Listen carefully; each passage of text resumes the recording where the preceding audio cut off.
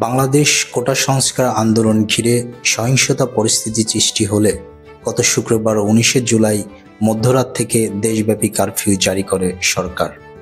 সরকারের পক্ষ থেকে এরই মধ্যে আইনশৃঙ্খলা পরিস্থিতি নিয়ন্ত্রণে আসার দাবি করা হলেও আরও এক দফা বাড়িয়ে শনিবার দেওয়া হয়েছে কারফিউ।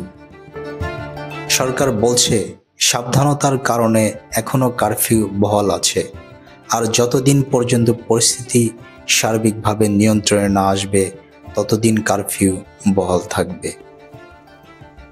যেভাবে শুরু হলো এবারের কারফিউ।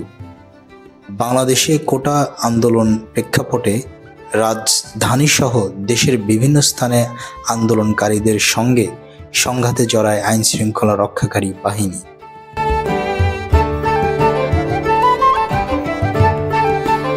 আন্দোলন ঘিরে ব্যাপক সংঘর্ষের পর বৃহস্পতিবার থেকে বন্ধ হয়ে যায় ইন্টারনেট সেবা, আর তার আগেই বন্ধ করে দেওয়া হয় মোবাইল ইন্টারনেট। এমন প্রেক্ষাপটে শুক্রবার সকাল থেকে ঢাকা শহরের সব ধরনের সভা সমাবেশ নিষিদ্ধ করে ঢাকা মেট্রোপলিটন পুলিশ। পরে ওই দিন দিবাগত রাতে 12টা থেকেই জারি করা হয় কারফিউ। প্রায় 17 বছর পর বাংলাদেশ আরেকটি কারফিউ জারির ঘটনা দেখা গেল। এর আগে 2007 সালে সেনা সমর্থিত তত্ত্বাবধায়ক সরকারের সময় সবশেষ কারফিউ জারি করা হয়েছিল।